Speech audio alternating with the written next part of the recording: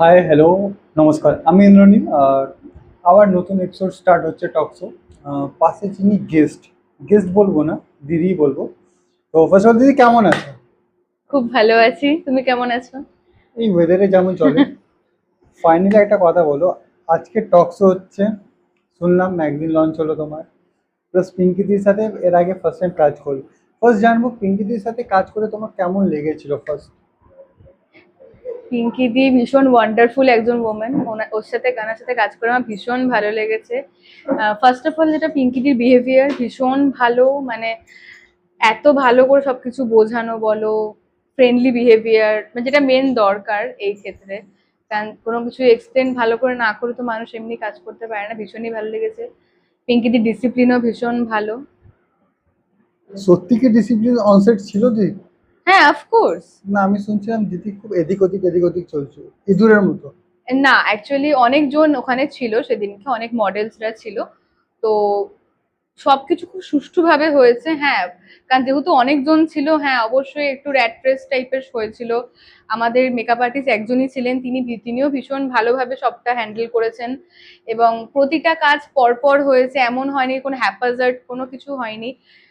প্রত্যেকটা মডেল পরপর শুট হয়েছে, তারপর কাপল শুটস হয়েছে। সবকিছু খুব সুষ্ঠুভাবে পালন হয়েছে। কেমন লাগলো কাপল শ্যুটটা, এটা আমি জানবো।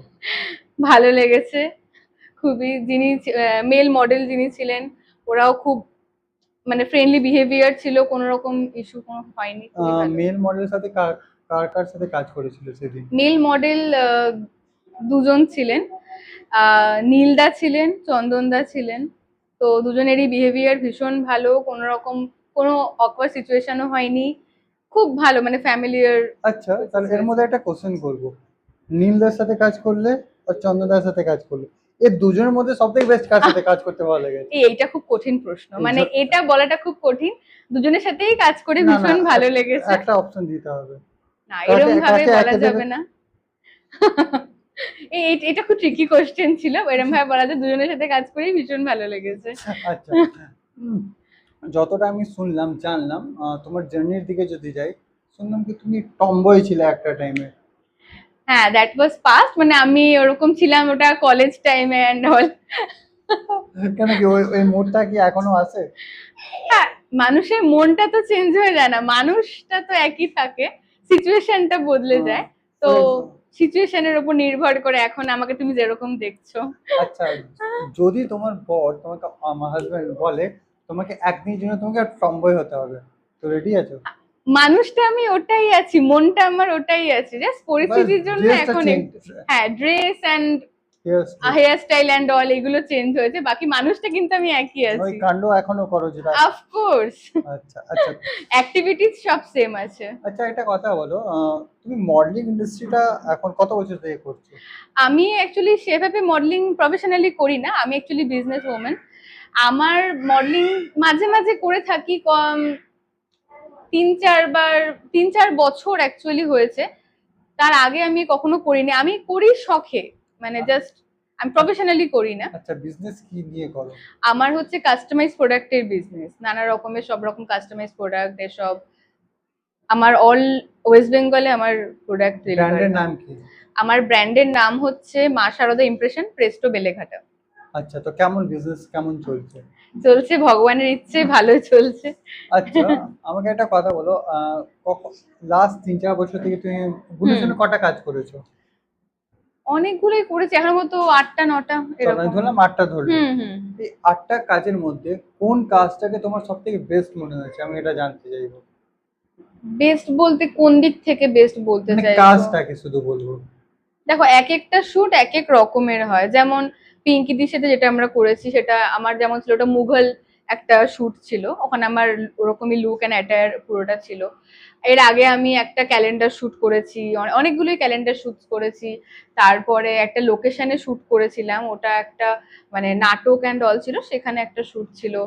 অ্যাড শুট করেছি, কিন্তু প্রতিটা আলাদা আলাদা, মানে ওরম ভাবে আমি বিচার করাটা তাহলে কঠিন। একটা হয় নাকি বেস্ট? দেখো, বেস্ট ওরম ভাবে বলাটা, প্রতিটা জিনিসই তার নিজের নিজের নিরিখে বেস্ট হয়, ঠিক আছে? তো তোমার দিক থেকে কোনটা বেস্ট লেগেছে? না, ওরম কোনো ব্যাপার নেই।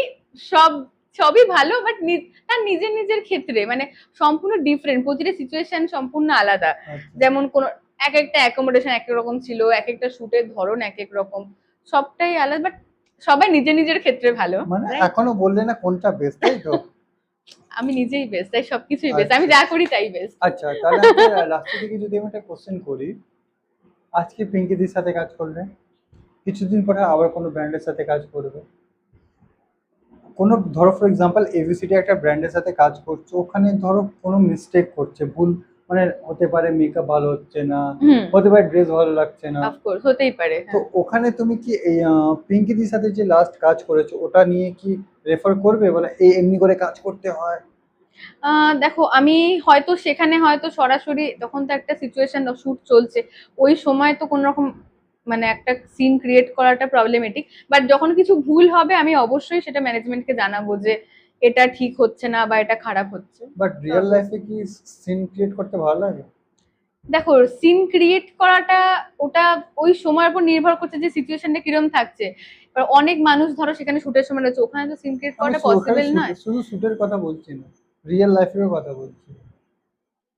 রিয়েল লাইফে সিন ক্রিয়েট করাটা মানে মানে একটু ব্যাপারটা, জেনে বুঝে হ্যাঁ একটু মানে সেটা সিচুয়েশনের উপর নির্ভর করছে না, মা- সিচুয়েশনটা কি আছে। মানে মানে এটা হয় করো। হ্যাঁ করো বলতে সেটা সিচুয়েশনের উপর নির্ভর করছে যে ঠিক আমি কোন সিচুয়েশনে আছি বা আমি কোনো কিছু প্রোটেস্ট করব কিনা, সেটা প্রোটেস্ট করতে যদি মানুষ আমার প্রোটেস্টে কথা বলে তখন একটা কিছু সিন ক্রিয়েট না, হলো যতটা বা মনে এরকম কিছু। যতটা আমি দেখে মনে হচ্ছে, মানে এটা ভাবো নাকি কি হবে, বলে একটু খেলা হোক, তাই তো? হ্যাঁ সেটা অবশ্যই, মজা আছে। মানে মজা কি, দেখো আমি প্রথম কথা অন্যায় একদম সহ্য করি না, তো আমাকে যদি অন্যায়ের বিরুদ্ধে প্রোটেস্ট করতে হয় তো তখন একটু খেলা হয় We want আর কি। justice, তাই হ্যাঁ তো? একটু হয়। আচ্ছা। আচ্ছা, তো যারা নিউ কামার্স ইন্ডাস্ট্রিতে ওদেরকে হুম। কি বলতে চাইবে, যারা তোমাকে দেখে আসছে? একটাই কথা বলবো যে তুমি যেটা নিজে স্বপ্ন দেখো, তুমি যেটা করতে চাও, দেখো এখনকার আমাদের যে সমাজ, মানুষ ডাক্তার ইঞ্জিনিয়ার হওয়ার পেছনে ছোটে সবসময়, কিন্তু কিছু মানুষের এখনো স্বপ্ন থাকে যে আমি মডেল হব বা আমি এই ইন্ডাস্ট্রিতে কাজ করতে চাই, এটা হয়তো বাড়ি থেকে অনেক সময় সাপোর্টও করে না, বলে না তুই তো কাজই করিস না, কিন্তু আমি বলতে চাই তুমি নিজের মনের ইচ্ছাটা এবং নিজের স্বপ্নটার পেছনে লেগে থাকতে হবে, তবে একটা মানুষ জীবনে সাফল্য অর্জন করবে। শুধু যে সবাই যদি ডাক্তার ইঞ্জিনিয়ারই হতো তাহলে কি আর অন্য এত মডেল, মানুষের অ্যাক্টর বা হতো, কিছু? হ্যাঁ, হতো না, একদম এত পেশা থাকতোই না, তাই না? একদম তো একদম। সেজন্য মানুষের নিজের স্বপ্নের পেছনে লেগে থাকতে হবে, ওকে, এটাই হচ্ছে তো কথা। কেমন লাগলো আজকে টক শোটা? আমার খুবই ভালো লাগলো, তোমার সাথে কথা বলেও ভীষণ ভালো লাগলো। আহ, এর মধ্যে একটা কথা বলবো, যখন ফার্স্ট টাইম আজকে দেখা হলো, চিনতে পেরেছো বলছে, হয়তো চিনতে পারছি না, হয়তো, তো এই হয়ে গেছে, তাই তো? বাই দ্য ওয়ে, খুব ভালো লাগলো। থ্যাংক যদি ইউ। আপকামিং কোনো কাজ এলে কলকাতা নিউজ টাইমকে কি বলবে? তো ইনস্টাকে সবসময় বলবো তোমরা সবসময় লেগে থাকো, ভালো আরো ভালো ভালো খবর করো, মানুষকে এন্টারটেনমেন্ট দাও, মানুষকে তাজা তাজা খবর দাও, এটাই বলবো। Okay, thank you. Thank you. Thank you.